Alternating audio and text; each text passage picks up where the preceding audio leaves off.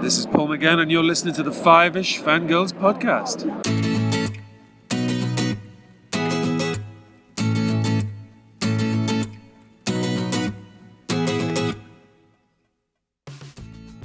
The hedges as we continue all the way to episode 448 of the Fiveish Fangirls podcast. 1,000 gold pieces on each of their heads, dead or alive. I prefer dead.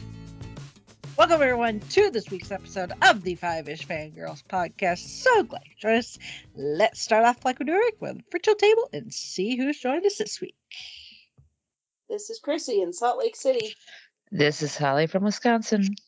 This is Rachel in Indianapolis, Indiana. Hello, everyone. Hello. Hello. We're back, kind of. Yeah. Most of us are back. We're doing our best between. We're trying. And weather we're trying. and internet connection, so Yeah. we should be okay. But in case there is an issue, well, we just know we try. We'll soldier on. We'll make it work. It's all right. Yes.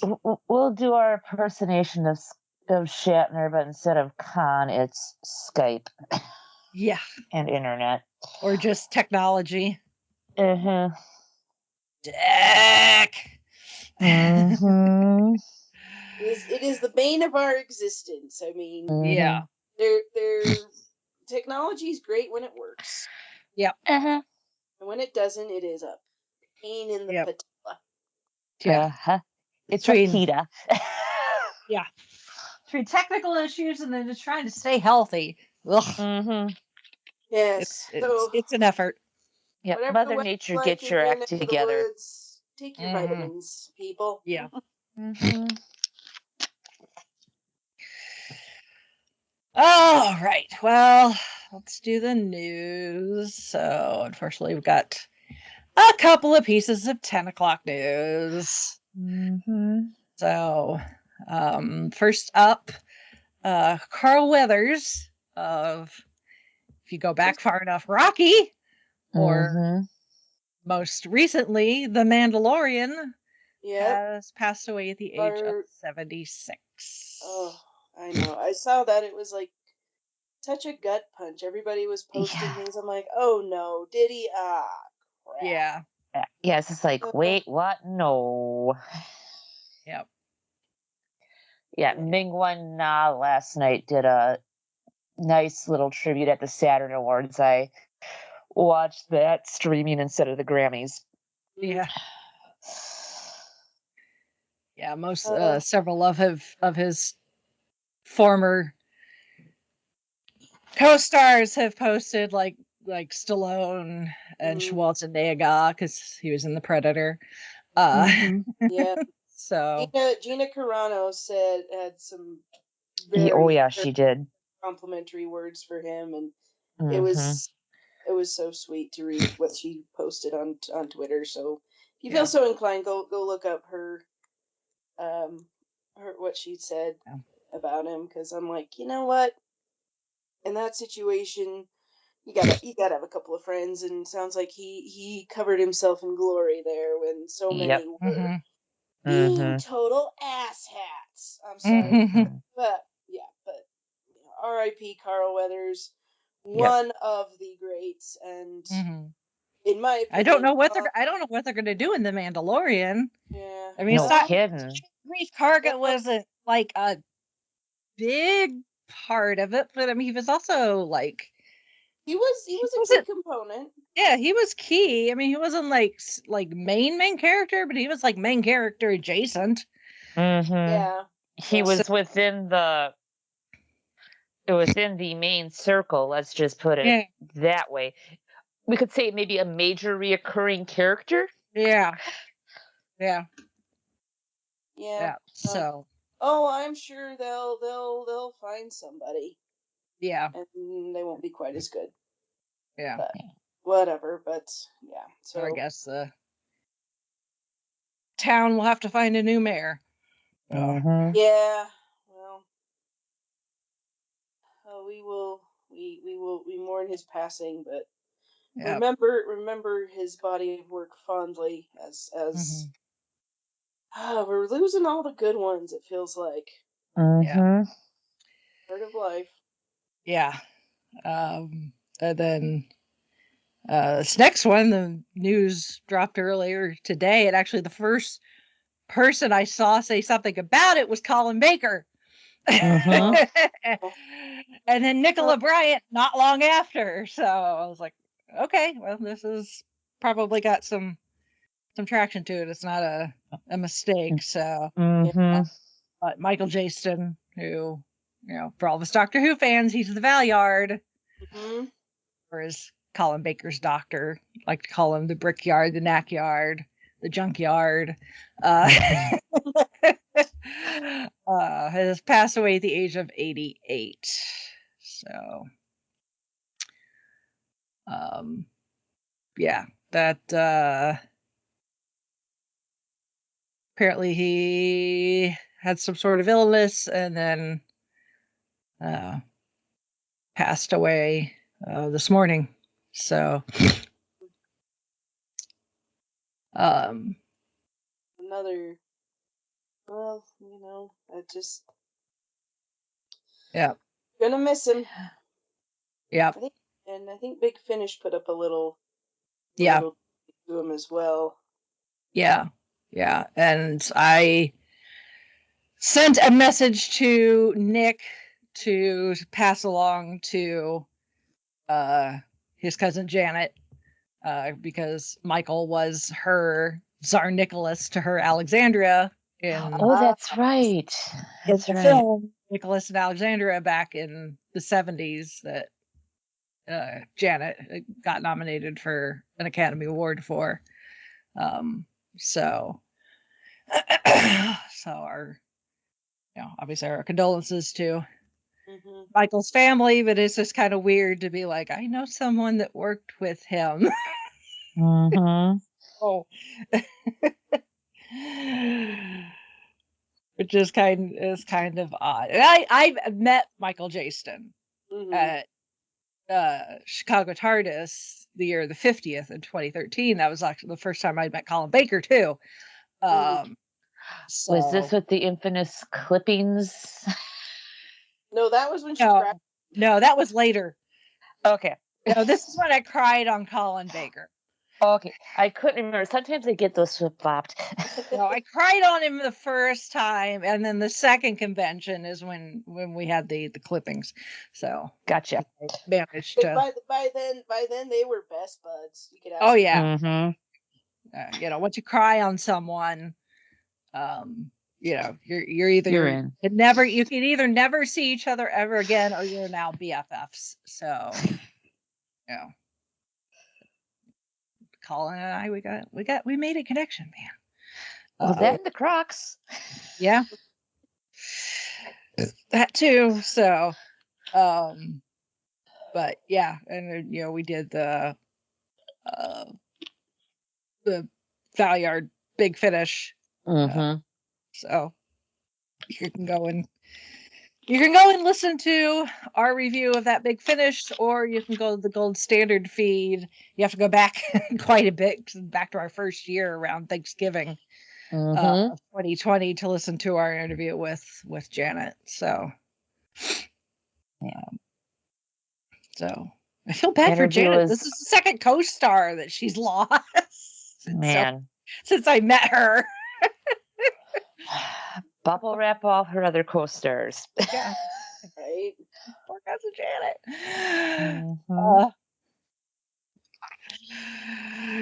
Yeah. And that Trial of a Valyard is a great episode. And also, guys, if you haven't seen the Trial of a Time Lord series, yes, do yourself a favor, watch it, because he is just pure gold as the Valyard. Yeah. Yep. So there's all the 10 o'clock news, thankfully. Knock on wood, cross our fingers, cross our toes. Yep. So,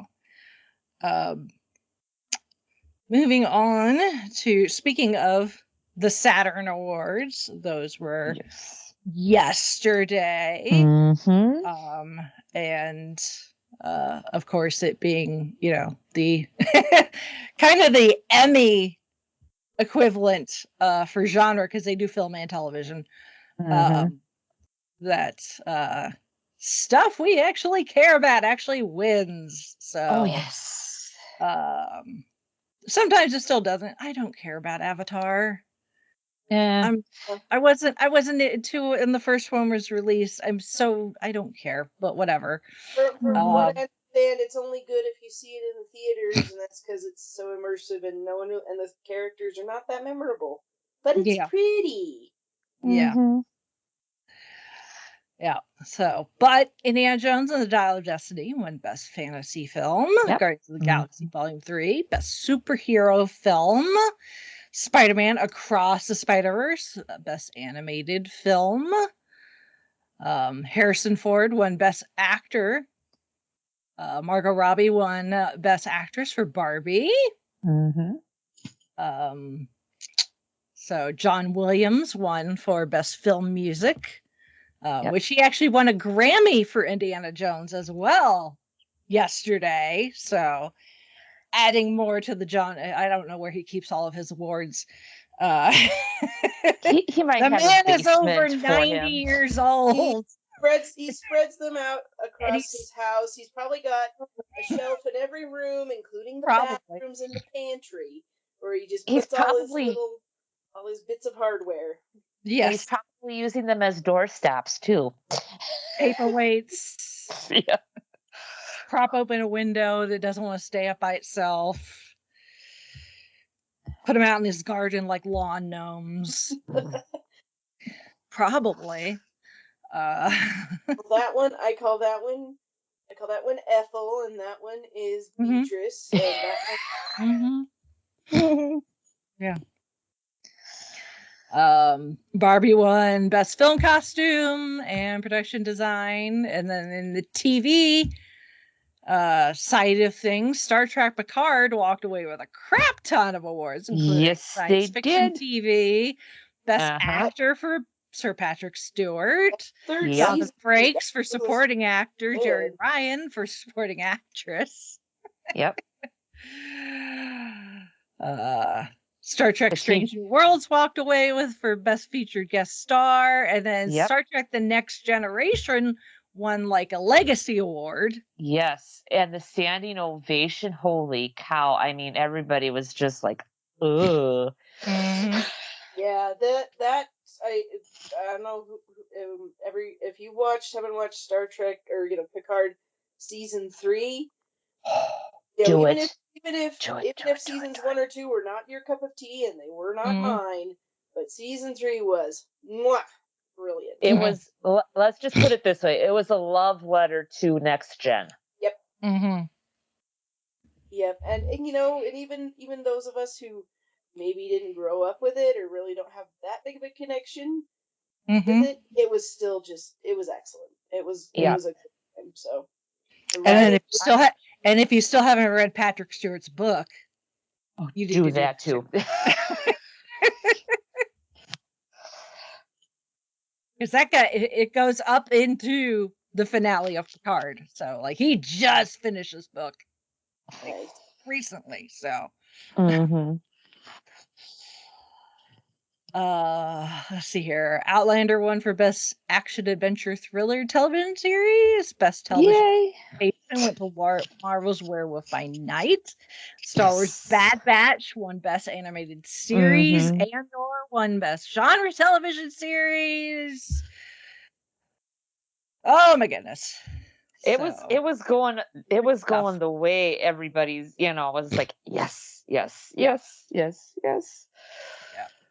So that's I like this list. So that being said, we did get our Oscar nominations. So by nobody's surprise, Oppenheimer has the most nods with 13. I mean, that movie is kind of, all of the Oscar bait. The one, so duh. Yeah. Yeah, like we're all expecting Oppenheimer to walk away with the big one. So Yeah, I'm thinking so. yeah. I'm hoping we don't get whatever the year that we had to do Lawrence of Arabia and we Yeah. picked the wrong one. Oh, Well, you know, It that happens. was we just Parasite, wasn't it? assumed Yeah. that the Academy would continue with the status quo Right. and go with like a war movie. So we're all like 1917. Obviously, that's going to win. Meanwhile, if you looked at the track record, which is why I do the documentation that I do now for when we do our little competition of keeping track of like the award ceremonies leading up to the Oscars to see what is winning what and how many times and that sort of thing. You could just see Parasite was just like picking up steam, but it's like, what are the chances the Academy Award is going to give it to a modern, non-English language? Yeah, Kind of Quasi-sci-fi movie. psychological thriller type movie. So I was like, eh. So the only thing is, again, we'll just keep our eye on things because we still have the BAFTAs. Mm-hmm. So, but yeah, I could potentially see maybe Poor Things doing a weird like jump in, but if it did, I don't think it would be like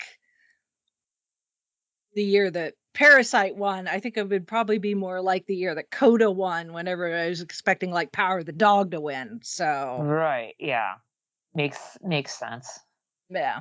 So it better not go to Killers of the Flower Moon, because I do not want to watch another Scorsese movie. Thank you very much. well, Yeah. you may be out of luck. I mean, I'm just thinking like Scorsese is how old now? 81. Oh, okay, maybe he's not as old as I thought he was, but Yes, because still. he set a record by being 81, becoming the oldest directing nominee. Okay. Because I was like, because they may just give it to him and be like, well, we don't know how much longer he's going to be around, so let's. He's already won I one. I know that. I am thinking Doesn't like an need another one. insular Hollywood bubble Academy No, nitwit. he's already won one. He's fine. I know. We know, but they might want to There's humor no him. there's no need for time served. He's already gotten hit. It's like you and me think, but this is the Academy. I'm just saying. I'm not saying it's going to happen, but I am saying it is possible. Well, It's in the realm of possibility. Yes. Because it's a big circle jerk, and they like to award their buddy. Watch this. I know. I'm not saying this to torture you, Rachel, and I'm not saying this because I think that he deserves to win. I actually don't know. Yeah. But I'm just like, probably. But who knows? Who knows? Yeah.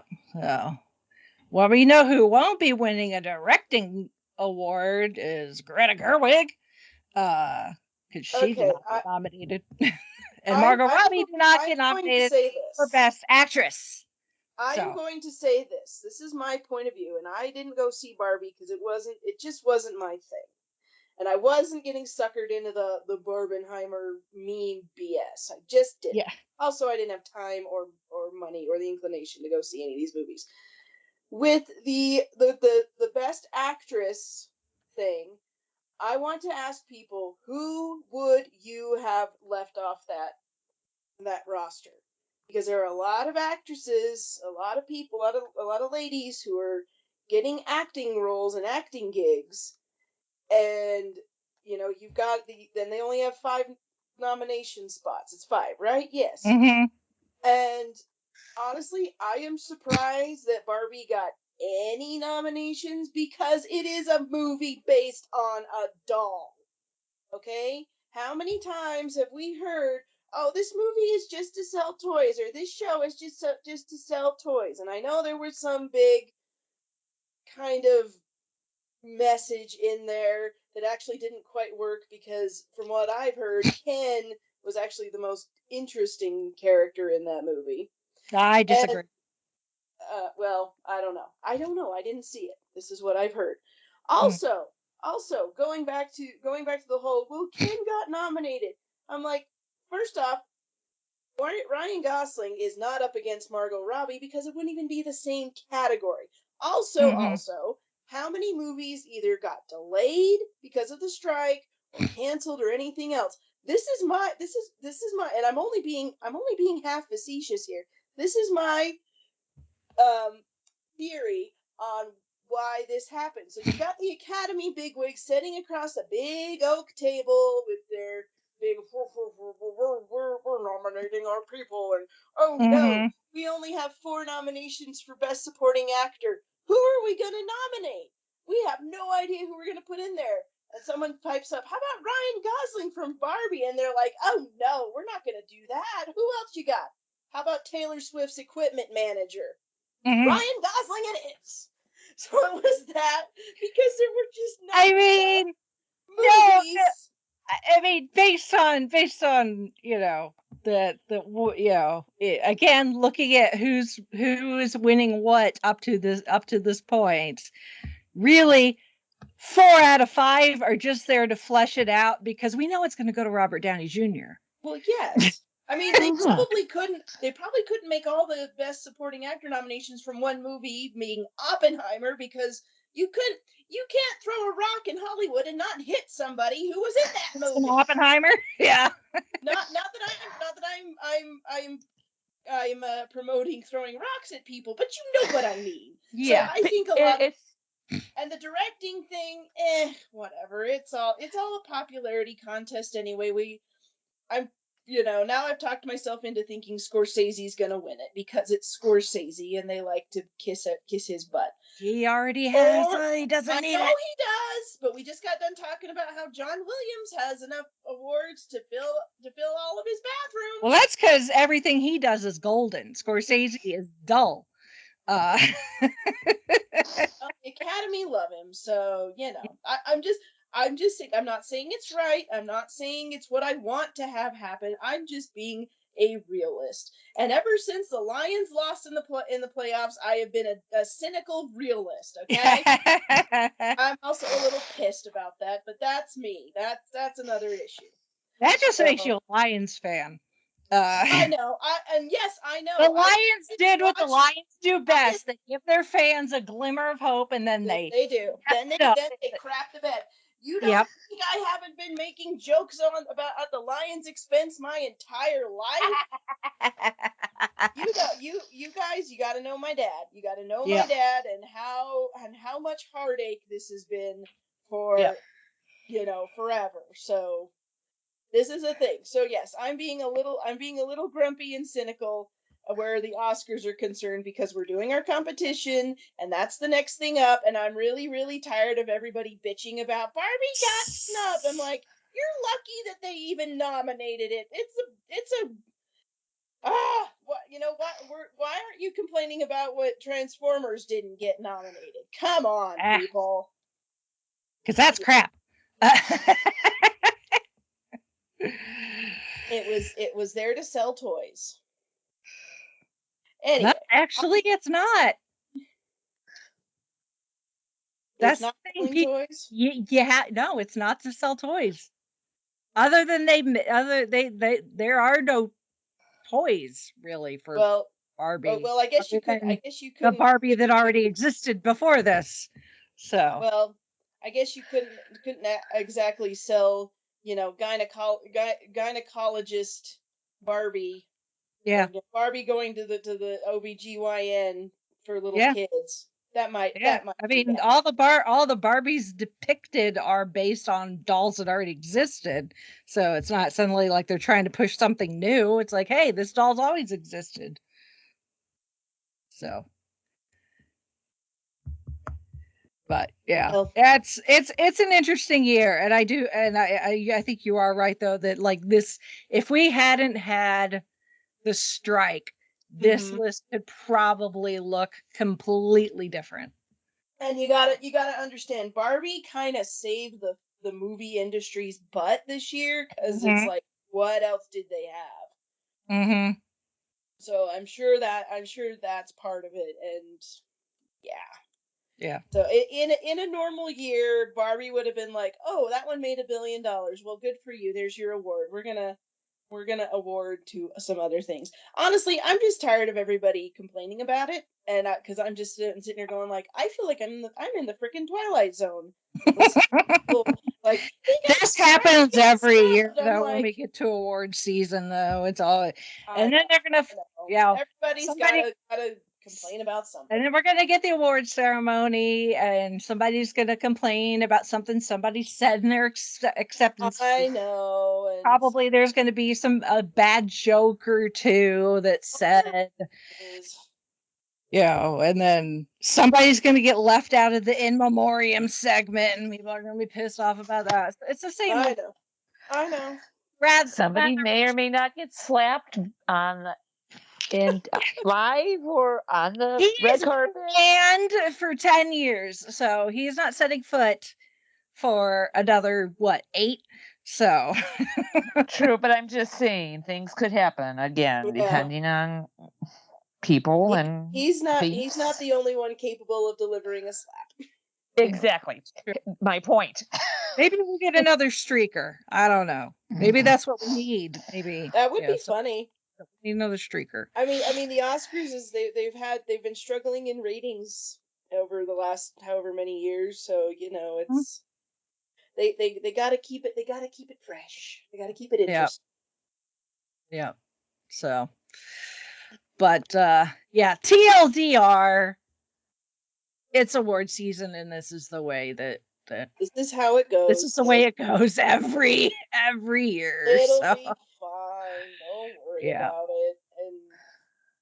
And honestly, think about it this way. If you got passed up for something at work or school or whatever, do you think Margot Robbie would be laying in bed at night going, "How dare, whoever not get that promotion?" So put that. I would like to think that maybe Margot Robbie would have some sympathy for that particular situation. Perhaps if she knew. I say that as someone who has been in that situation, unfortunately, recently. So yes, when I think we've all had moments like that. So yep. Okay. Yep. It's gonna be an interesting ride. So as always. Honestly, as long as Robert Downey Jr. wins, I'm golden because I just love the idea of being able to say Academy Award winner Robert Downey Jr. Mm-hmm. Oh, I think that would be amazing. Honestly, I think that just sounds beautiful. It does. Rolls off the tongue nicely. It does. I mean, talk about a comeback, man. Oh, sure. People used to not want to touch him with a 10-foot pole. That is true. That's kind of, if memory serves, that's kind of how we got the role of Tony Stark, because it was kind of cheap at that time. That is no longer the case. Yep. Clearly. So there's that. And then we got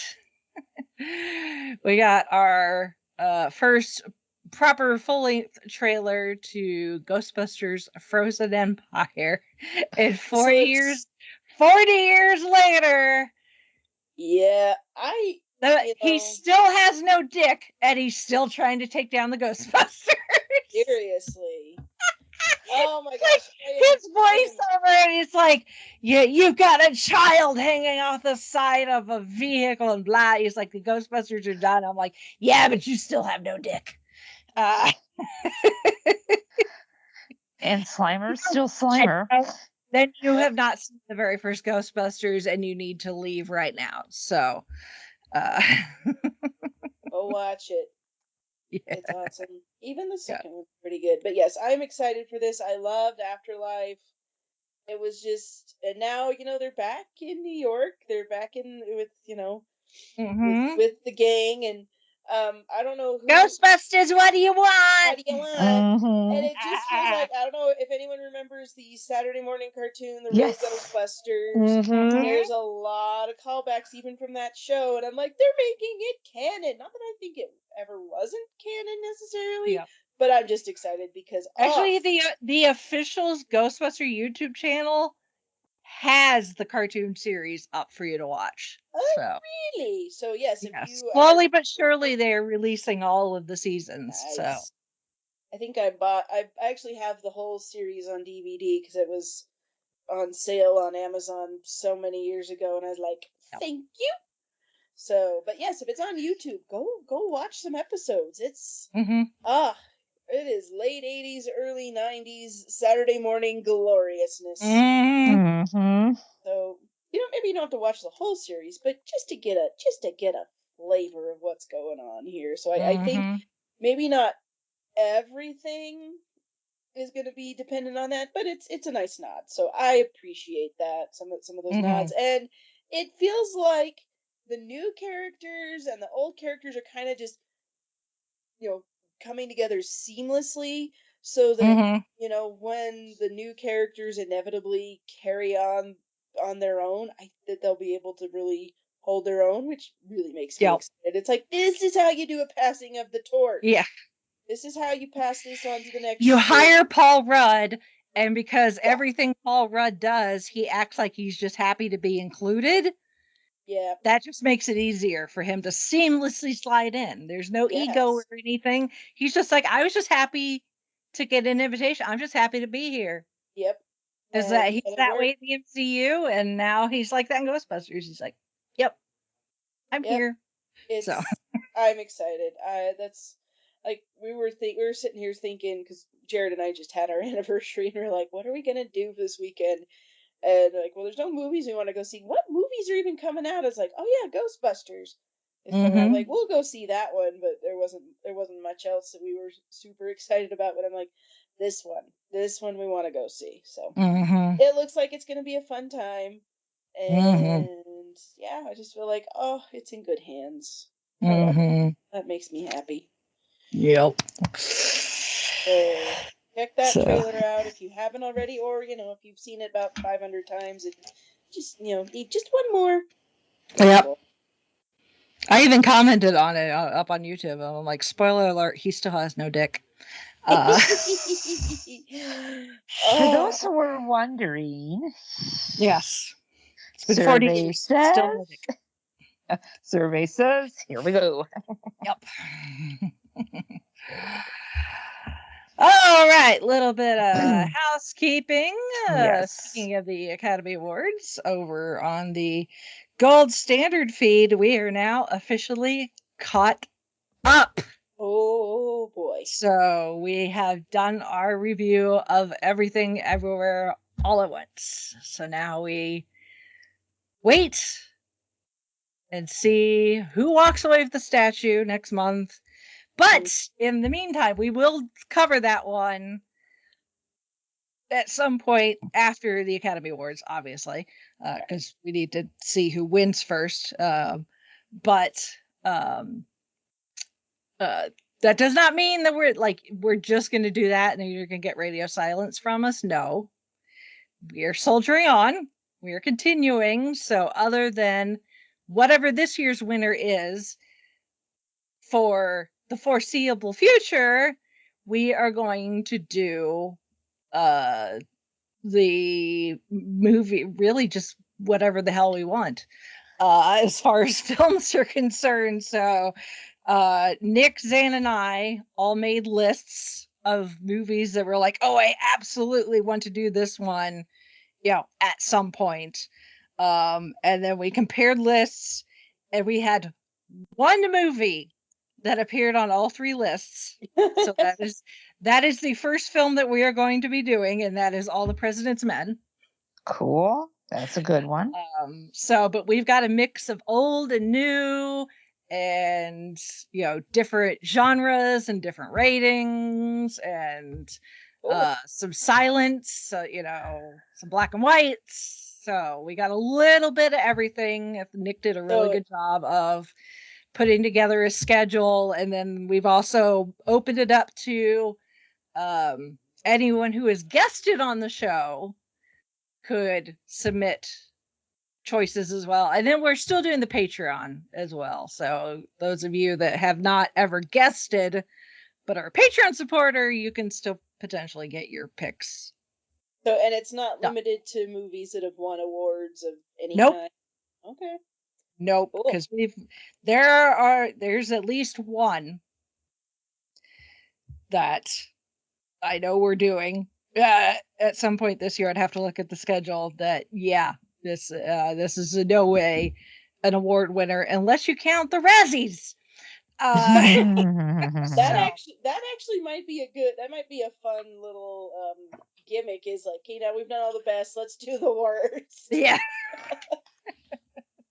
But I leave that up to you, because you Zan and Nick, because it is your thing. Yeah. I don't know if they'd want to do Battlefield Earth, though. That's just it. Oh, probably not. Yeah. No. But don't think that's not on our short list if we win the competition this year. Spoilers. I'm just saying, we have an ongoing list of bad movies that may or may not be on it. That may or may not be on it, in our back pocket, just for when this time of year comes around. So, all right, and of course we're in a new month, so that means a book club update. Yes, this month is the Nightmare Fair, a tribute with the Toymaker. And then for voting for March, Rebellion on Treasure Island, Doomsday Extraction Point, Sword of Orion, and Dark Eyes Volume 2. All excellent choices. So yes, and Nightmare Fair is a good one. Yes, and I'm thinking in the next couple of months I will be putting in the polls the novelizations of the current specials. I'm just waiting till I know physical copies can be bought, because most of them are bought, whatever means necessary, because physical is still unavailable stateside from what I know. Yeah, that's I think it's only UK based. I will say, and I heard this from our acquisitions department a lot. I mean, not quite as big of a deal with like bestseller books, but some of the more niche things, they are going a lot more digital only. So keep that in mind, which I'm whatever. It is what it is, but it's annoying, but there it is. But yeah, so if we have to do digital only on some of these, so it's harder for them to get. Or, interlibrary loan is always a thing. Sometimes another library system can be have a little bit more luck in that. So give it a shot. So I am cognizant of that. So that's why, but why isn't that? So reasons. Yeah. It's all about availability. It is. Even though I do keep the discussions open I do not close them, but it's just. Yep. Keep things moving. Yep. Venice. So. Yes. All right. Moving on to feedback. Some feedback from Shalane. She says, I decided to send feedback early about the Oscars. Robbie got nominated for Best Picture, and bummer, Greta Gerwig didn't get nominated for Best Director. Margot Robbie got nominated for Best Actress, but it got 2 nominations for Best OG Song. Yes, it did. Bummer that Peaches did get nominated for Best OG Song. I know, I would have loved that. That would have been worth tuning in to see Jack Black. Yes, on stage at the Oscars, because I would have been giggling the whole time. Yes. Or Super Mario Brothers didn't get nominated for Best Animated Feature, same with Disney's Wish, but I think Boy and the Heron will be the winner for Best Animated Feature, but Elementals got nominated because Pixar, and mostly Pixar, wins for Best Animated. Who knows? It could be.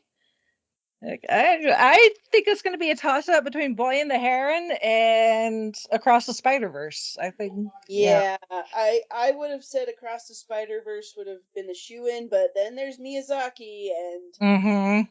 this, I mean, lately every movie he makes, he says it's his last one, but who knows? Yeah. But we will see.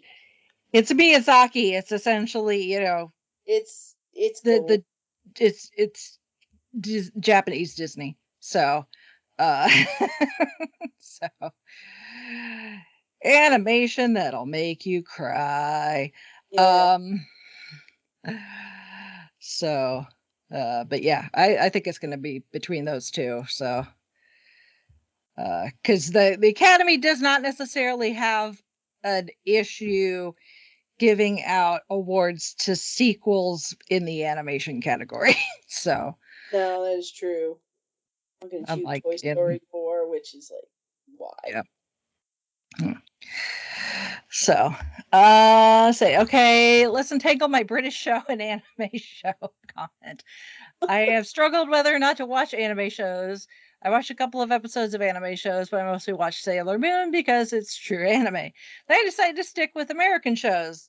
Then I started to watch shows that are British shows. So I realized if I watch British shows, then I can also watch anime. But I stick with Sailor Moon. It's complicated. Sorry for the confusion. Yeah, it is complicated because I got nothing. Yeah. But, I mean, when you anything that's not distinctly, American, I totally get. We as Americans, we get scared easily of things that are unfamiliar. And even though Britain, that's where we came from. So, that's the closest to being, I guess, quote unquote, like us. But I know I some don't even people speak the same English. I know, and some people struggle with the English accents.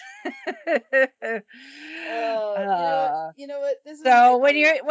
when you think of going to something like something Japanese in origin, I'm sure for some people it's like, oh, is this even something I want to attempt? Well, So I will give a little bit of a background here, because you think, nowadays anime is pretty much, they dub it. If they dub it, they just do a straight up dub, although there's some controversy over whether or not some of the localizers are doing it correctly. But if you go back to the 70s, we're going way in the way back machine.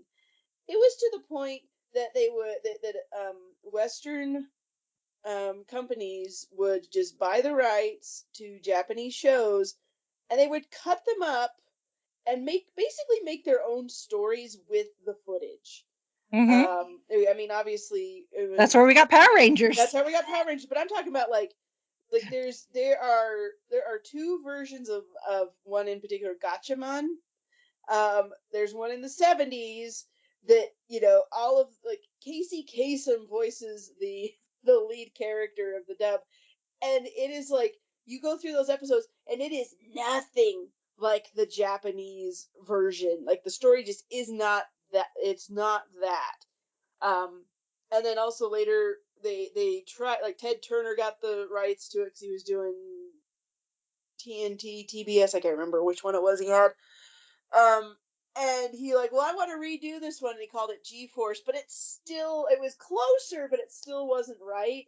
So by the time it, this is, again, so back then it was like, oh, we can't do anything that indicates that this is from Japan, so we really have to just edit it, cut it up, slice it up, and put it back together in some kind of Frankenstein-ish new show, which, back in those days, there was no internet. People didn't, talk to their friends in Japan and say, hey, we've got this show from Japan, and And they're like, no, you don't, because they thought, oh, it's just this new show, and the animation style is different, and we're just gonna make it our own, because they're just like, people just didn't know what was being released in other countries.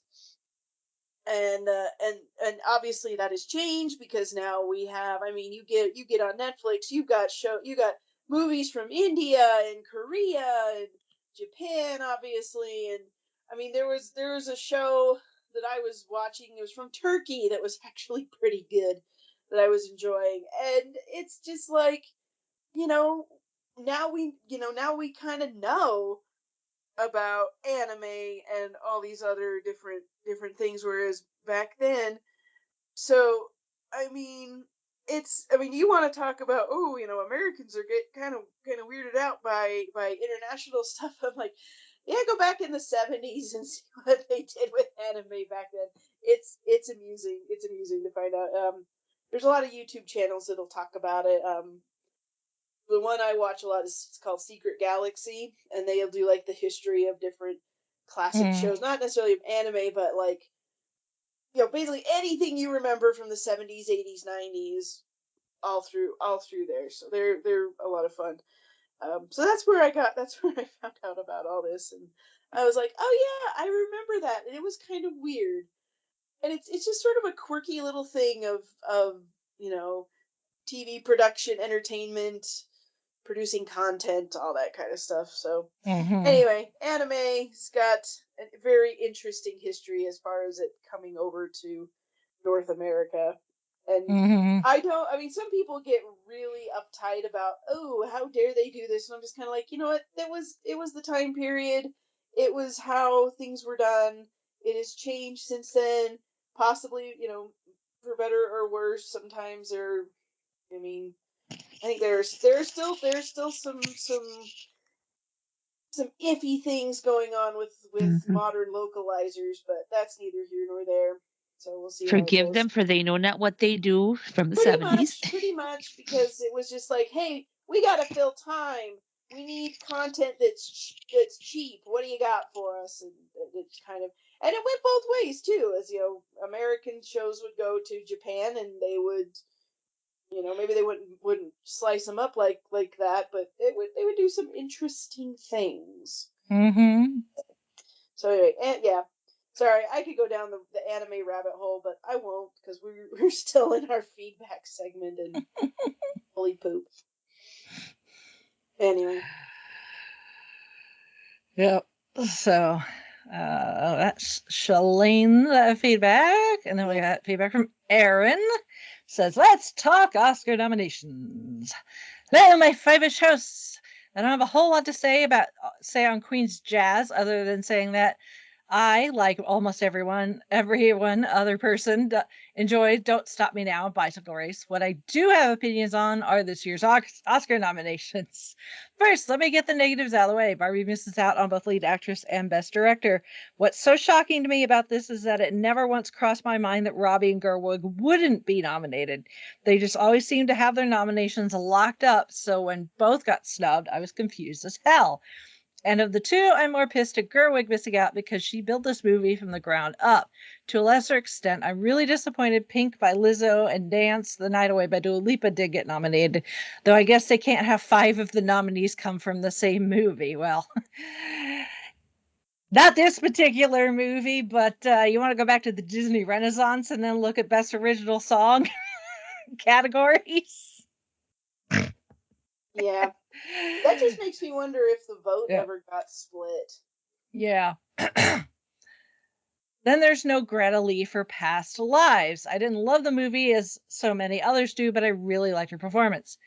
Now for some happier thoughts. America Ferrera got in, and it was the one announcement I quite literally jumped up and yelled for joy. I love her, especially in Barbie, but I figured she wouldn't stand a chance getting in. I'm so happy I was wrong. DiCaprio missing out on leading actor brought me joy, because I have no idea why this mediocre performance was so acclaimed. I feel that way about every Leonardo DiCaprio performance, Aaron. So both Paul Giamatti and Jeffrey Wright are phenomenal, and I figured we'd get one or the other. But thanks to DiCaprio being left out in the cold, they both get in. Anatomy of a Fall getting all the nominations it did is amazing. I loved it. Finally, it isn't much, but seeing Godzilla Minus One get nominated for special effects made me smile. It's not only the best Godzilla movie I've seen, but an all-around great movie. It makes my personal lineups in several categories, including Best Picture. As always, take care, Aaron. Thank you, Aaron. Yeah. And thank you, I have Shelley. heard with Thank you, on the Aaron. subject of Godzilla Minus One, that each that why it didn't get like best international movie or whatever is each countries get like one movie they can send, and Japan had already sent The Boy and the Heron. So I'm like, yeah, at that point you're kind of like, which one would you not send in? So Yeah. either way, yay for Japan making awesome movies, whether animation or live action. Yay. But Yay. thanks for the feedback, Aaron. Yep. All right. So moving on to this week's main topic. Get your little history learning hats on, folks. So we're gonna get a little historical here and a little hysterical. Oh, I'm so glad we're doing this movie, but also diving into the background of the source material too, which I've been digging into and have been quite amazed, because this is the Three Musketeers is a true story. Like, the Three Musketeers actually existed and D'Artagnan actually existed. But as far as history knows, the Three Musketeers, Athos, Porthos, and Aramis, never actually knew each other, and they in turn never knew D'Artagnan. So but D'Artagnan, D'Artagnan was a musketeer and actually worked his way up the ranks pretty high, and was a very successful military strategist until he got shot in the face and died. But because he'd worked his way up and was so celebrated, he got a full the honorable funeral from the king and stuff. And somebody that had been in the military, because that's essentially what the musketeers are. They're a form of military. They're infantry. And one of the guys that served with D'Artagnan wrote all these stories of D'Artagnan's feats, which they believe that he probably embellished some of them. But if you're gonna tell a story, you better make it. There is enough record to know that D'Artagnan, was still a pretty amazing person as far as his accomplishments. And then Alexandre Dumas years later comes across a copy of this guy's book, essentially, that had been published based on his personal recollections of D'Artagnan, and takes it and writes the 700 plus page novel. as Dumas was wont to do, turning into this amazing high action adventure swashbuckling story of political intrigue and love triangles and burglaries and theft and blackmail, and it's rather sordid, actually, the book, if you want to read all 700 plus pages of it. It's kind of like the Three Musketeers. If you want to make this comparison, it's kind of like Robin Hood or King Arthur, where it's they could have lived, and here are the people that we think they might be referring to, but the legend is just so much bigger than real people could be. And it's Alexandre Dumas. It's so good and so much fun. Sorry, I'm also a sucker for the Count of Monte Cristo. which Mhm. which Dumas also wrote. So I'm just like, Mm. he is worth reading, or listen to the audiobook if that's too much, and Mm. get a version with a really good author, or there's radio plays, radio Mhm. play adaptations of his work. But Yes. yes, so I had actually not seen this Three Musketeers before. Yeah, Uh, because the Musketeers, the story uh has been adapted numbers of times, both in film and in television, especially the BBC. Well, I Uh, mean, Peter Capaldi played Cardinal Richelieu right yes, before he got cast as the Doctor. yeah.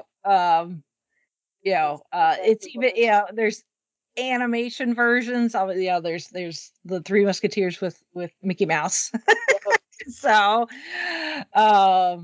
there's a Spanish. Speaking of anime, there's a Spanish Japanese anime adaptation called Dogtanian and the Three Muskehounds. Oh my gosh, that sounds brilliant.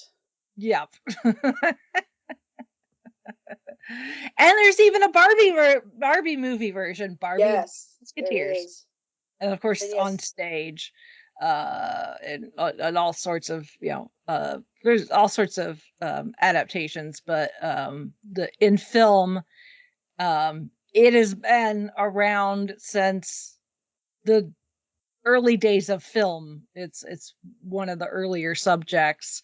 The oldest known film adaptations from 1903, but pretty much everything about it is lost. So other than people knowing it existed, there's not a whole lot, unfortunately. So the next one would have been in 1911, done by Edison Studios, of course, and um, starring, of all people, Sidney Booth as D'Artagnan. And yes, that is Booth as in John Wilkes Booth. That was his brother. Uh, well, they were actors. or some sort of relation to John Wilkes Booth. So, It was a family of actors, and yes. once the moving pictures came Yep. into being, Yep. actors went where the work was. Yep. Um, so, oh, and of course, in the golden age of Hollywood, of course, we have a version from 1921 starring Douglas Fairbanks, because if you're going to do the Three Musketeers, it's going to have Douglas Fairbanks in it. Um, there's, there is, uh, in 1948, a production with Gene Kelly, Lana Turner, among other people. And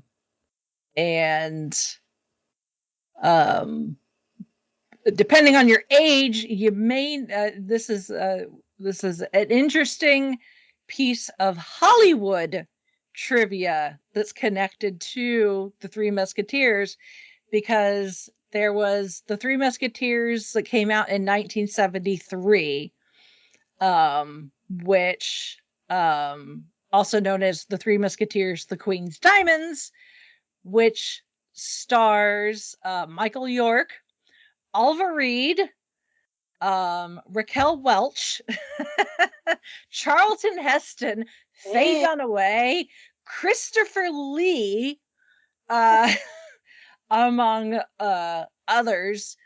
But the thing is the film that they filmed it, obviously, and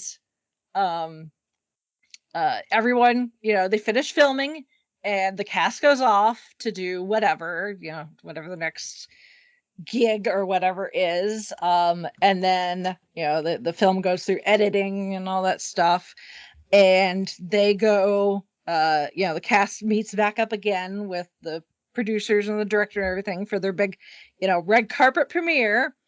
And they have their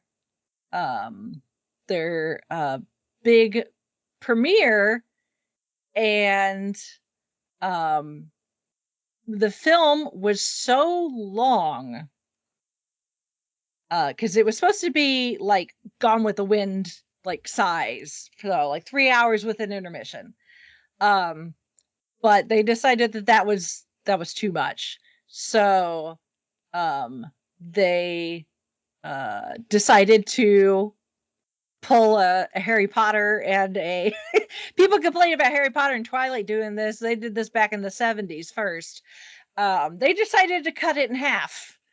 The thing is, they didn't tell the cast until the Paris premiere. Other than a couple supposedly knew, but for the most part, nobody knew that the film was going to be made into 2, and the second half would be a sequel. Oopsie. So, well, we already filmed it, so it's not like they really care, isn't it? right, and that was the thought. Is Charlton Heston was one that knew before, and he was like, 2 for the price of 1. But enough of the cast and crew was all like, no, our contracts were for 1 movie. And if you're going to make 2, you need to pay us like we did 2 movies. So the Screen Actors Guild, SAG, had to go after the studio and the people involved. And now actors' contracts include what is known as the Salkin Clause, named after the producers, which stipulates that single productions cannot be split into film installments without prior contractual agreement. So that is a little bit of Hollywood trivia for you there. Inside baseball, as they say. Yeah. And that's what's funny? It was so funny is that a lot of the cast ended up coming back and doing a 3rd movie in 1989. Well, I was gonna say that's probably why they haven't really done that whole split it up into 2 movies until things like Harry Potter and whatnot, because it's like, yes, like, well, we're cheap. We don't want to spend the money. yeah. So it's like, all right, okay, good for you, SAG. This is why the actors have their union. So, but our particular version that we are talking about is the 1993 Disney, because it's Walt Disney Pictures on it, version with Charlie Sheen, Kiefer Sutherland, Chris O'Donnell, Oliver Platt, Tim Curry, Rebecca De Mornay, Gabrielle Anwar, Michael Wincott, and Paula McGann. Yep. I just about fell out of my chair. I was watching this, and I'm like, wait, Paul McGann is in this? And then I saw his twice. I'm like, oh my gosh. He plays 2 different characters. He does. Although his second character really doesn't show up a whole lot, but yeah, and he's wearing a mustache. But there's no mistaking that voice. That is true. That is true. We know his voice very well. Yes, we do. Yep. So, but yeah, I watched this the first time ages ago when I went on a Tim Curry kick. Because of course, I was trying to watch anything and everything Tim Curry I could get my hands on, and I'm sure I rented this from the video store, probably on VHS. Oh, probably. At some point. And like, I think most people probably, if you say Three Musketeers, if they don't think of the candy bar first, then people probably at least know it very vague general idea what you're referring to, you know, guys with swords, all for one for all, type swashbuckling type adventure story. So I had a vague idea of what the Three Musketeers is about. Of course, now being a little older and a little wiser, I know, even compared to, so these other adaptations that we've brought up, this is the least accurate adaptation. No, you don't say. Other than the characters' names being correct. Yeah, That's that's about the only thing that this has in common with the source material. So okay, so this is, like I said, this is the first time I'd seen this, and I enjoyed it. I really did. But I like Kiefer Sutherland. I was a big 24 fan back in the day, and I've watched Young Guns. I love that. I love those movies, and you got Kiefer and Charlie Sheen. So it was great. It was fun. This movie, I will say, is like, oh yeah, I knew this. It is obvious this was made in the 90s, because there's just that stretch of you had the Disney Renaissance in the 90s, and that was great with the animated stuff. The live action movies that they put out, there is a if it's not Touchstone, right, when it's not Touchstone, but even with some of the Touchstone ones, some of them, not all, you can just kind of tell, and I don't know what exactly I mean by that, but it just kind of reminds me of, oh gosh, I don't know, things like Flubber and Blank Check, and what else did they do? There was that Jungle Book, that was a different one. Oh gosh, I'm just thinking of some of those that they were like, we're not quite to the level of, we're doing Pirates of the Caribbean for our live action movies. These live action movies in that Disney 90s was just sort of like, here, we need another movie to go in this slot in this, summer movie thing. And it doesn't have to be great. And, the actors can just take it for a paycheck. This isn't, we're not doing any great big, we're not doing the 10 Commandments here or anything big like that. So these were sort of, I don't want to say cheap, but kind of disposable content, if you will. And then they're largely these days largely forgotten, except for those of us who, those who maybe saw the movies at the time, or have that soft spot for them. So it is not a masterpiece, but it's still a good time. It's so cheesy. It is. But it's cheesy Babyface Chris O'Donnell. Good way. Oh my goodness. Like I said in the chat, Chrissy's like, I'm watching it now. And I was like, this is like what freaking Kevin Costner's Robin Hood could have been if it hadn't taken itself so seriously. Yes. Yep. And Chrissy, I loved your comment. Like, this is like watching Young Guns, but set in a different, instead of having William Peterson play the bad guy, you got Tim Curry. Yes. Because I'm like, this is not a bad cast. I mean, it's very 90s. Like, these are the guys that were hot at the time. You got Charlie Sheen, again, Young Guns, stuff like that. Kiefer Sutherland. This is obviously a few years after The Lost Boys, but Chris O'Donnell, he's coming. He's an up and coming actor. Oliver Platt, I think, was probably one of the more established actors. Your leading ladies. Rebecca De Mornay was, hot. She was a pretty hot actress for her time.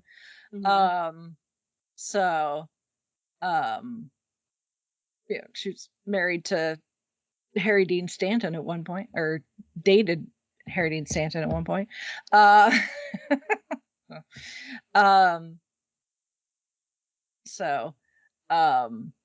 She plays Milady De Winter Gabrielle Anwar plays Queen Anne. If you think that she looks a little familiar, well, if you watched the 7th season of Once Upon a Time, she plays Lady Tremaine. Yes. And Yep. Once Upon a Time. So, and then you have 2 cameos by You Blink and You Miss Doctor. yes. Yeah. You've got Paul McGann, who it's an ongoing joke throughout the entire film, plays Gerard, whose sister apparently was canoodling with D'Artagnan, and Gerard, it sounds like the sister was a willing participant, but as far as Gerard is concerned, his sister's honor has been muddled and he must, avenge his sister's honor. So he spends the entire movie running around trying to get D'Artagnan to duel him on behalf of his sister's honor, but it just doesn't go well. No, and Gerard is just this. Yeah. Gerard is just this pompous. I'm sure comes from money, nobleman. He is. They call him a fop. He is foppish and ridiculous. And if you've seen the character, he reminds me so much of the son, RJ Fletcher's son in UHF. Where he's just so foppish and he's like he gets his comeuppance at the end of the movie, and he's like, Dad, and it's like Gerard is the exact same way, except he's D'Artagnan, and I'm like, oh, Paul McGann, you're gonna hurt yourself making that noise. You go up behind him and go, boy, he's gonna pants. And like the way he's all talk and nothing actually substance behind it. The way they did his makeup, like he's not like pale like a vampire or something, but he's like he's this guy does not spend time out he in the sun. He looks so sickly, and his makeup is overdone on purpose. His hair is, and like all of it, like nothing about him. He's supposed to be like dandy. He's a dandy. Yes, that's what it is. It's like, it pains me to say this because I do think Paul McGann is a very good looking gentleman, but he just doesn't look good in whatever they've got him. And I know that's on purpose, but I just am sitting here laughing. I'm like, oh, my poor 8th Doctor, what have they done to you? Obviously, before he was the 8th Doctor. Yeah, this is 3 years before the TV movie, so. Yeah. Yes, it is, but we're wibbly wobbly and all that. But it was just, I was just floored when they have the credits. I'm like, oh, Paul McGann's in this. I wonder who he is. And then I see it and I'm like, that's who he is? Oh, I'm so sorry.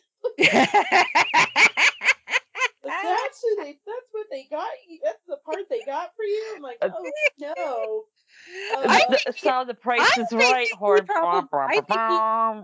I think he probably did it knowing that it was going to be hilarious. Oh, I'm sure he did. I was just a little just sad. knowing Paul. He is like, absolutely, because this sounds like it would be just an absolute laugh and a half. Hoot. Yeah, and he does get the final scene basically in the movie. Is he shows up with his brothers, and then the Musketeers all chase after him because and I was like, okay, that's funny. I like that, but yeah, it was a good time. I yeah. But then he also appears a couple of times in the film, not as Gerard, but as Jussac, one of the Cardinal's guards. But the only way that you could tell it's him is by the voice. Yes, because they put a mustache on him, and he's got the full guard get up with the big hat, and so you can't really see his face that well, and 5 bazillion layers. But when he speaks, I'm like, yep, I know that voice. That's still Paul McGann. So So yeah, it's kind of fun to be like, oh, Pierce Paul McGann. Oh, Pierce Paul McGann again, but with a mustache. That's how you know he's a bad guy. And being a little more menacing in this. A real bad guy. That's the difference between Zusak and Gerard. Zusak is a real bad guy because he's got a mustache. Gerard, not so much. Gerard probably couldn't grow a mustache if his life depended upon it. No, he would have to pencil that one on. Yep. Oh, but it's always fun to see, the doctors whenever they show up in other right. Because I mean that one. It's the Three Musketeers. It's a French story written by a French author. Mm-hmm. If you couldn't tell that Alexandre Dumas is a French name. And it's set in Paris, France, yet no one in this movie's got a French accent. The most egregious, in my opinion, would be Chris O'Donnell, because I'm like, dude, you sound like you just came off of the set of like Saved by the Bell or something. Yes. Bless your heart, you're trying. Yeah, I mean, because the thing is, it's like, in theory, anyone can become a musketeer. Now, in the actual origin story, not just anyone can become a musketeer. You have to serve elsewhere first, put your time in, and then the king can be like, okay, yeah, now you can be a musketeer. But in this case, it's like the musketeers are kind of from all over, and as long as they follow the creed of their duty is to serve the king and country and protect the king, then fine.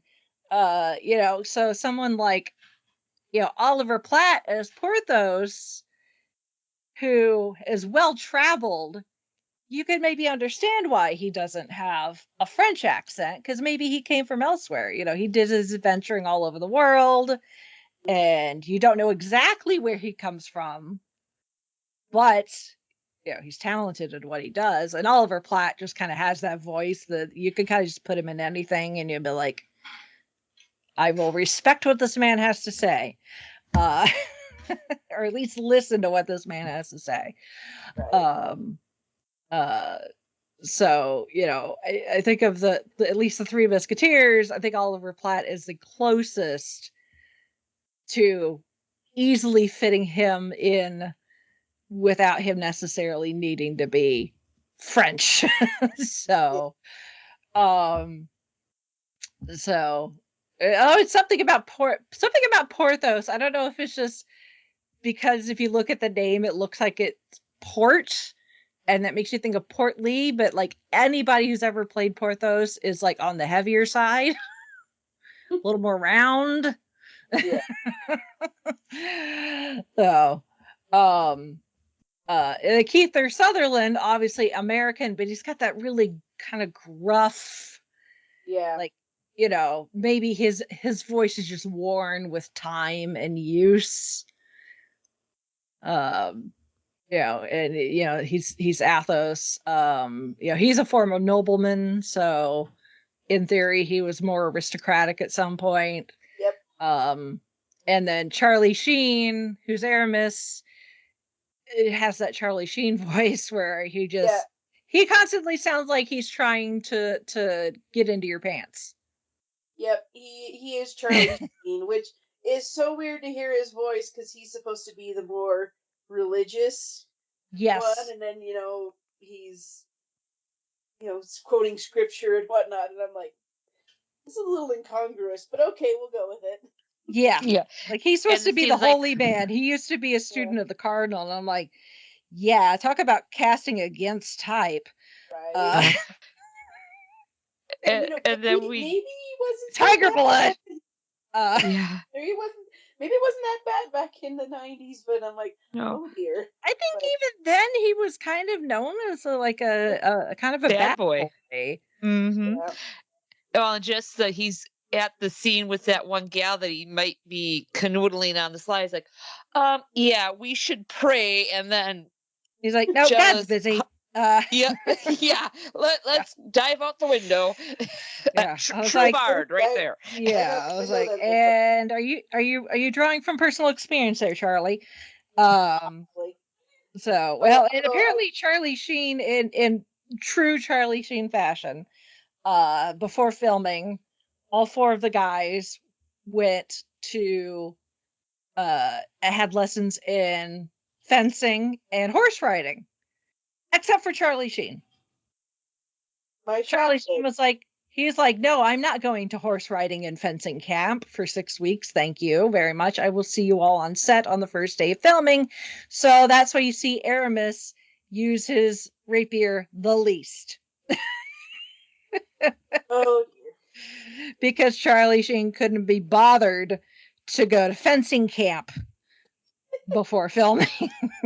Uh, Which, considering, and he makes a cameo appearance, he's uncredited, Bob Anderson, who we see him teaching the King Louis how to Yeah. fence. But Bob Anderson is the king of sword fighting in film. Like Yep. every lightsaber battle in Star Wars, that's him. He taught like all of the sword fighting for Lord of the Rings. Yep. Like he is a legend when it comes to on-screen weapons fighting. And it's like, if I could go get potentially, close to 6 weeks of training from Bob Anderson, hell yeah, I'm gonna do it. And it's part of your job. Yeah. It's like, even if it wasn't part of my job, like if I was one of like the ladies or something, I'd be like, can I come to camp anyway? Please. I want to learn how to fight for Bob Anderson.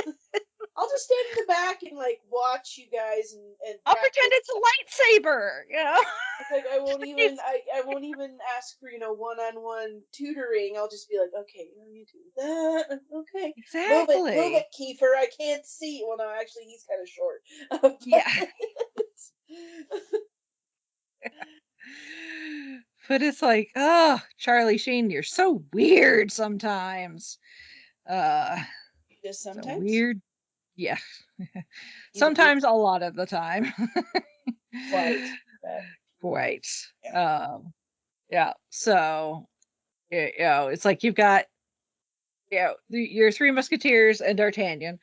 I think it's always funny that it's called the Three Musketeers, yet the plot line is you have these Three Musketeers and then D'Artagnan, and he joins up with them, and then he becomes a musketeer.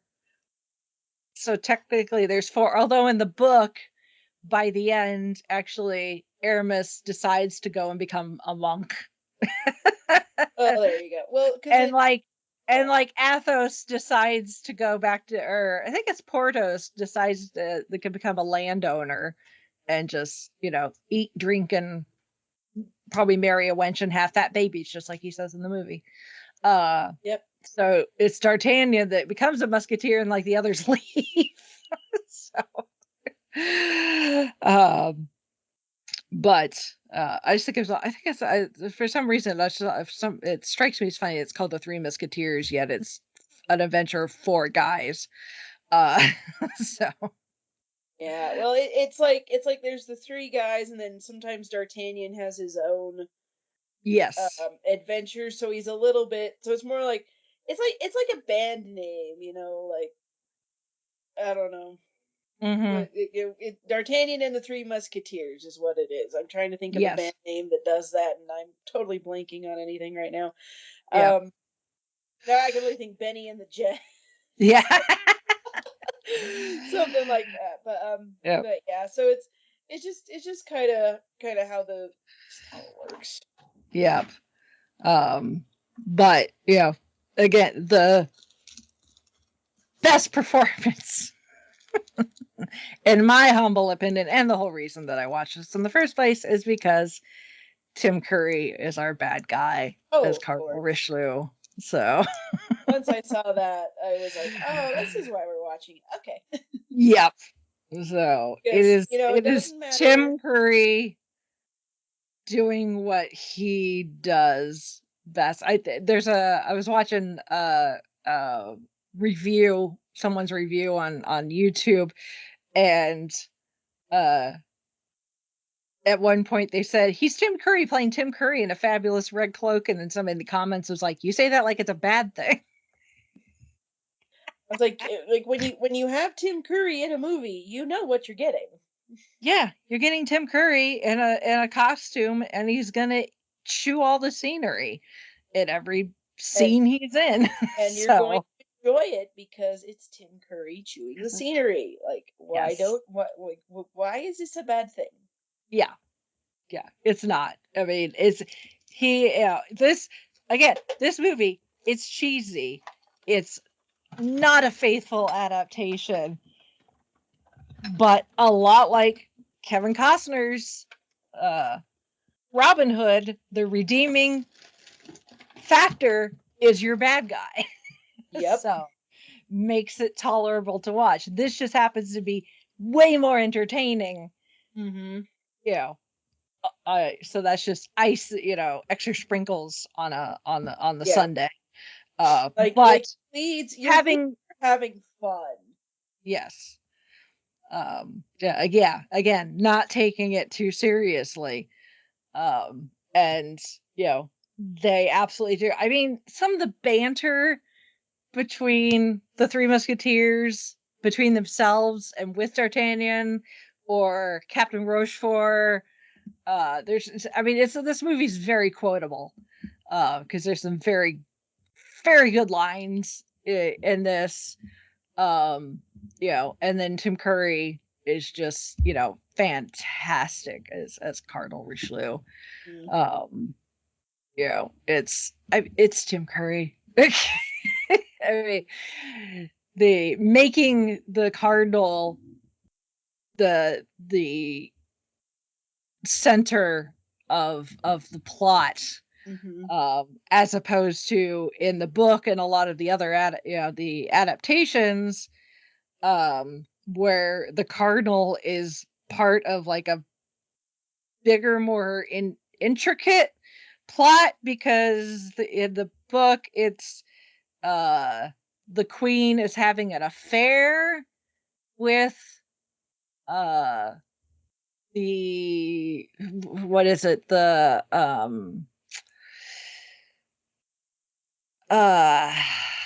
the guy from England Buckingham. The Queen is having an affair with Buckingham, and Milady de Winter is in there too, and Constance is not like a lady in waiting. She's an actual noblewoman. And there's like a love triangle between them, and between Constance and Milady de Winter and D'Artagnan. But then the story about Milady de Winter being Athos's wife, that still plays into it, and her having the brand with the fleur-de-lis, that still applies. But in this case, having Richelieu just being power hungry and wanting to usurp and get himself on the throne, and if he gets the Queen, all the more for him, because apparently in whatever religion this cardinal practices, that chastity is not a vow that he's taken. Break it if you get celibacy, not a word he knows, or at least doesn't want to know for very long. No. Or he only considers them suggestions instead of the written law. Yes. It's a guideline. Yeah, like I said, it's you only break your vow if you get caught. Yeah. So but it's Tim Curry, and it's like 90s Tim Curry.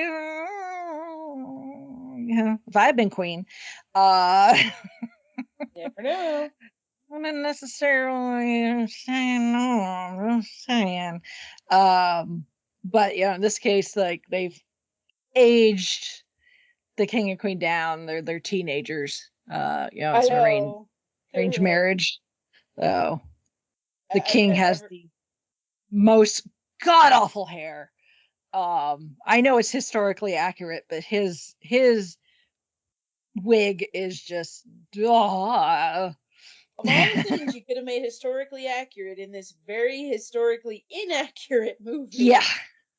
that was the one. Okay. Yeah, it's like you think. Okay. Speaking of Paul McGann, you think Paul McGann's wig in the Doctor Who movie's bad? Take a look at this. That being said, the king and queen are adorable, and just Yes, like they they're talking are. about, how it's an arranged marriage, but they fell in love, and it's very sweet, and they're just, But they don't know how to act around each other because of all these So- hormones because they're teenagers. teenagers, and it's like who thought putting these two in charge was a good idea? Well, okay, I guess. Monarchies, what do you do? Anyway, but I did like them. I did like them quite a bit, and just they were sweet. Mm-hmm. And then she's talking. The queen is talking to the one girl, Constance. Constance. Thank you. And Yep. is this really love? Is this all? And she's like talking about, oh, and then I fell in love with Louis, and I didn't think I would, and blah blah blah. And I'm like, oh, that's really sweet. And then here comes the cardinal to be Yui, and okay. But if it was any other actor, I Oh, think it would be even more ooey and gross. But the That part is of me is like, oh, Tim Curry, keep speaking. yes. Oh yes, I know. Well, it's just that she's how old she is.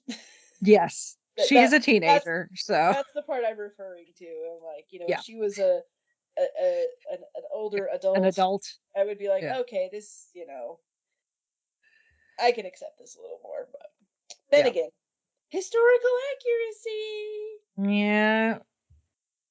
It's like, Yeah. oh look, you're starting puberty. Well, time to get married and start popping out babies. Well, because you're lucky if you live to your 30s. Yes. 9 times out of 10. Well, and you got to start early enough so you can pop out as many as possible because a good chunk of them are not going to live past like their first birthday. That is true. And when you're royalty, you need an heir, and you need it now. Yep. So you got to start popping them out ASAP. Pronto. LOL. So but yeah, this is just so it's so cheesy, but it's so fun. And it's a good action movie. Oh, yeah. Fight scenes and stuff are done really well, and they get very creative because again, you think of the Three Musketeers, you think of the rapier, type, almost fencing type swords, but in reality, the musketeers, the actual musketeers, also use guns, and other weaponry that goes boom, not just swords. Hence why they could send a burning carriage into a big wagon of gunpowder and everything go explodey. Although I kind of started yelling at the screen when they are all like the carriage goes in and everything explodes and all of the king's men, or the cardinal's men, I guess I should say, are in confusion, and then the four of them, instead of running away, because after this lovely distraction they've created, they just stand there. They come back and then they stare at him like, no, you guys, you need to leave. You did this so that you could get away. Why are you watching? Element of surprise. Don't stand around to admire your work. Camp's great. Like, what are you doing? Yes, it's cool to watch, all of these guys. Everybody likes seeing shit blow up. With their butts on fire. Let's go. Gotta make it to Calais. How long do you have? Not much. Yeah. Quickly. Yeah, So, yeah, that like, part I was the like, spy's okay. supposed to leave Tuesday night, and then the king's supposed to be killed on Friday. And in this time and era, it's going to take us that long to get from Calais back to Paris. Book it, man. Book it. What are you doing? Get a wiggle on. So yeah, that part I was like, I mean, obviously I knew it was gonna happen, but I was like, okay, I want to watch stuff blow up, but you guys don't need to watch stuff blow up. You guys got to get going. Move it. Yeah. I'm the audience. Mm-hmm. Like, we'll go ooh and ah, just so you so you feel proud about yourselves. Ooh, ah. Like watching a fireworks show. Yay! Yay, you did Like it. Disney or something. Imagine that. An explosion in a Disney production. Oh. Hey, and our protagonist starts on his adventure because of a dead parent. That is I mean, true. if that doesn't tell you if this is a Disney movie, I don't know. Yeah. He's seeking revenge. Well, okay. Revenge and to join the Musketeers. Yes. Well, it's not so much seeking revenge because he doesn't know that his dad was actually murdered. Well, that's true. He thinks his dad died in the line of duty as a musketeer himself. And it's in the process of this adventure that he finds out his father was actually murdered and then needs to get revenge. Because really, he's just trying to bring honor back to the family name because while his dad died in the line of duty, so did that king that his dad had been yes. kind of supposed to be protecting. So, his dad died in the process of failing at his job, which is to protect the king. So, but yeah, it's like Robin Hood and the Princess Bride had a really cheesy baby in a way, because it's like D'Artagnan's sword made by it belonged to his father, and then he finds out his father was murdered. He needs to get revenge. So he's like Inigo Montoya. Yep, there were definitely some Inigo Montoya vibes going on. Yeah. Last the finale. Yeah. You got our bad guy a bit on the flamboyant side. Tim Curry, Cardinal Richelieu, Bill a little bit like Humperdinck. Yeah. A little bit. I mean, if you're gonna steal ideas, steal from the best. Mm-hmm. Or we're borrowing with every intent to return. Mm-hmm. Yeah. Well, apparently at one point Cary Elwes had been suggested or considered for this movie, and I think he ended up turning it down, which, like, he would have fit right in, but at the same time, if I'd read this script being Cary Elwes, I'd be like, I did this already. That's better. Odd sense for deja vu minus the rodents of unusual size. Yes. Yes.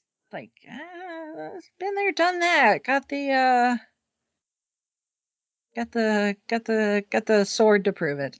Yeah. So. Well, and then okay. Men in Tights, did that come out in 93? I don't remember. I'm gonna look that up.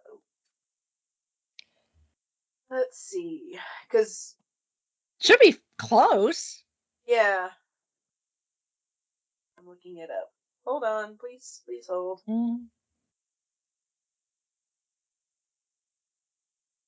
Oh, 93. Yep. Yep. See, there you go. It was. Get the exact date. Came out summer. Same year. Yeah. So I think he probably picked the better one. Yeah. No. Not that I think we would have hated him in this, but oh no, but I just kind of feel like I don't know what am I trying to say here, because I don't think his role in Princess Bride was diluted by him doing Robin Hood, but it may have been diluted if he'd done Three Musketeers. Maybe. Yeah. Probably. Because it's like, the Three Musketeers, it's funny, because it's Disney, so it can't be completely serious. So they're gonna put some levity in there. Oh yeah. Robin Hood Men in Tights is a Mel Brooks movie, so it has to be funny. Oh So. yeah. It's when you go to a Mel Brooks movie, you are going to get funny. Mm-hmm. Expected. Yeah. So, if you watch a Mel Brooks movie and you don't at least chuckle a few times, there's something wrong with you. So, but yeah. So yeah, this movie is just, it's redonkulous. It's fun. It's got heart. It's got charm. It's cheesy, and we love it for it. It's not going to win any awards, and we don't care. Mm-hmm. Yeah. So. But if it encourages you to either read the Three Musketeers or listen to an audiobook, or just seek out the a more faithful adaptation of the film or of the book, I mean, by all means. I mean, as far as I know, there's not any out there that's like really faithful. That's why I said a more faithful adaptation. Yeah. So you're doing, no matter which one you pick, it's going to be not completely accurate. Unfortunately, with well, I mean, that book is huge. early, the early ones, obviously, Douglas Fairbanks, they're limited by what cinema can do. By the time you get to like the one with Gene Kelly, you're dealing with the Hays Code, so things like Madame de Winter's like discretions are less severe. She still gets punished because that's what the Hays Code said you had to do with anybody who does anything morally wrong. They have to get their comeuppance by the end of the story. No, obviously the one in 73 and then its sequel in 74, you're out of the Hays Code. So, and the fact that it's so long gives you a longer running time to fit more in. So it is slightly more accurate than the ones before. But at the very least, with a cast like that, you're watching some bangers of actors of that time period.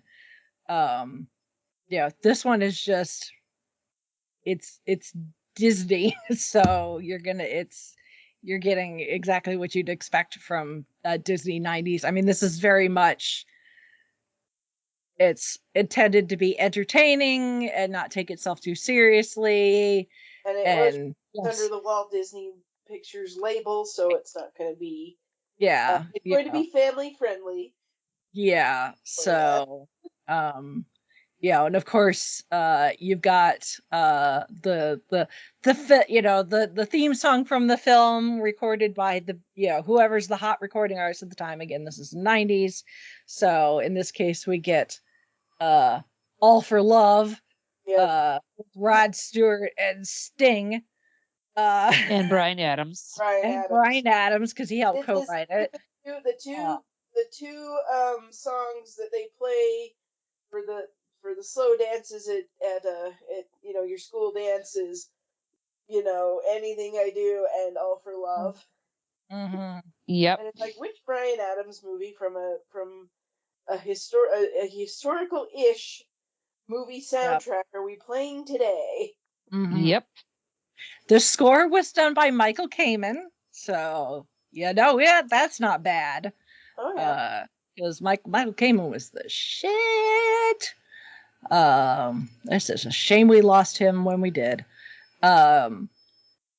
So, but yeah, he was an amazing composer. And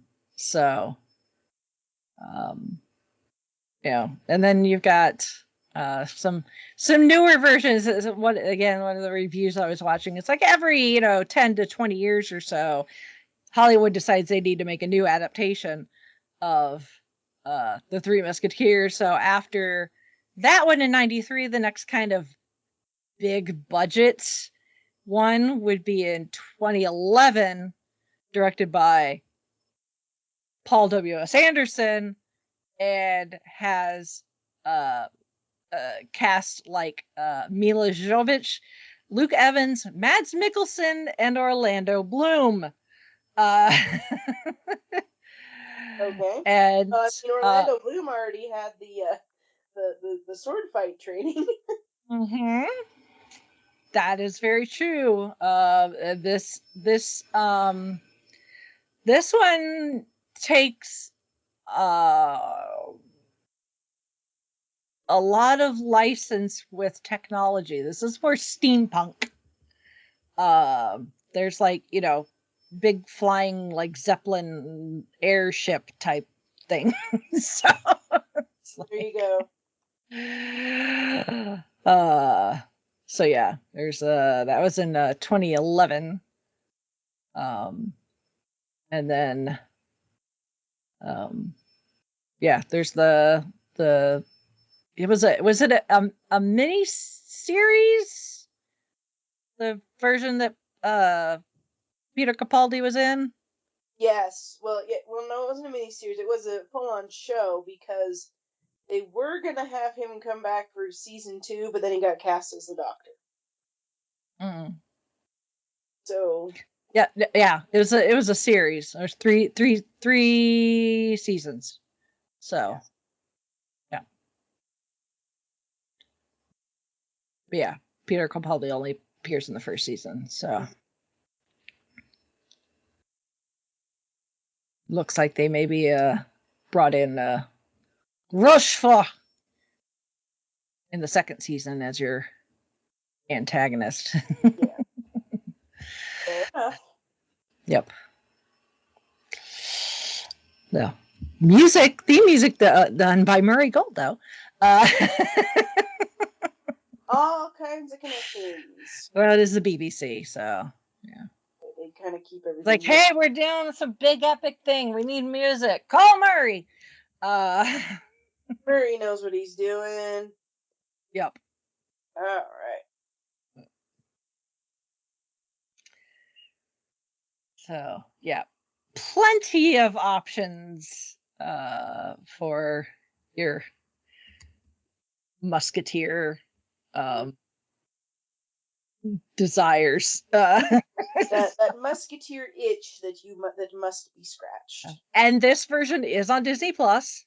Yep. So check that out alongside, as I went and searched it. The Mickey version. Yeah, there's the Mickey Mouse one. That's cool. Yeah. But yeah, so. Or I should say Mickey, Donald, and Goofy, the Three Musketeers. Yes. Well, when you say Mickey Mouse, it's kind of implied that the other two are. But on the logo, the title, it says Disney, Mickey, Donald, Goofy, the Three Musketeers. Yes. Based on the image, when you click on it in Disney Plus, apparently Goofy is gonna canoodle with Clarabelle Cow. Sure. I don't know. I mean, it's like Mickey's got Minnie, Donald's got Daisy, and then Goofy is getting kissed on by Clarabelle. So yeah. Yeah, she was either paired with Goofy or Horace Horsecollar. Yeah. If memory serves. Yep.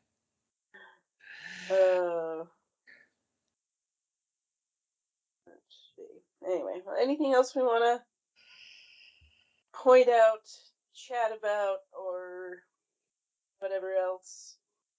I was happy to rewatch this. I needed a laugh. Same. I could have done. I needed a good giggle, and that definitely going into it, it's like I remember it being cheesy, but it had been a hot minute since I'd watched it, and I'm like, oh yeah, this is this is the kind of cheese I need right now. So yeah, don't If you want some good stereotypical 90s Disney live action entertainment, can't go wrong with this. And it's short. It's like an hour and a half long, hour 40. So it's not going to take up a lot of your day. So sorry. I was just looking up like the Three Musketeers on Audible, seeing if there was like a dramatization that would be good. How many are there? Well, there's a lot, but this one I found. So you have Jamie Glover playing D'Artagnan, and Cardinal Richelieu is Julian Glover, his dad. I'm like, okay. Huh. And this particular one also comes with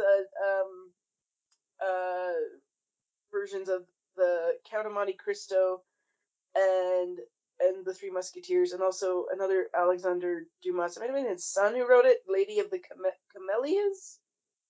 A little lesser known, but that might be. Yeah, this is going to be fun. I think I'm going to spend a credit on this one. There's also Dan Stevens is in it. That's cool. Sweet. Anyway, well, if that's all we've exhausted our Musketeer chatter or whatever, we're going to sign off. But before that, if any of our listeners want to chime in on their thoughts on Three Musketeers, whether it's this movie or just the story in general or another adaptation that you like, point us in that direction by sending us some feedback. Our email address is fiveishfangirls@gmail.com. You can also visit our website, which is thefiveishfangirls.com, to find our show notes and our links to our social media and places to comment, and also has links to our Patreon and our merch shop. If you feel inclined to help support the podcast, if you can, if you want to, it's all good. But we thank you all for listening and being our audience and just hanging out with us. We love you all, and take care with like I said, wherever you are, whatever the weather's doing, take your vitamins. Because we're getting tired of all this sickness. Yeah. Say that again. All right. Well, with that, we shall sign off for this week. This is Chrissy saying goodnight from Salt Lake City. This is Sally from Wisconsin saying good evening. And this is Rachel in Indianapolis, Indiana. Rochefort. Isn't that a smelly kind of cheese?